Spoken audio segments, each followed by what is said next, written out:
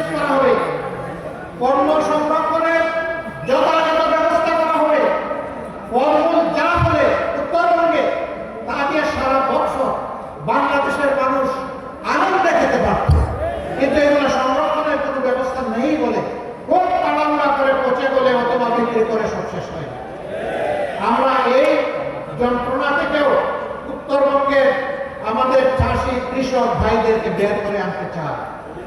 এখনো মানদাতার আমলে কৃষি ব্যবস্থা এখানে চলবে কেন? যুগ বহু আগিয়ে গিয়েছে।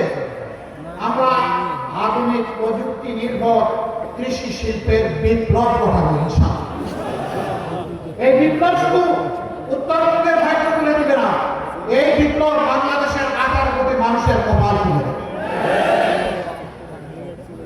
আমরা উত্তরবঙ্গকে কৃষি বিপ্লবের রাজধানীতে পরিণত করতে চাই।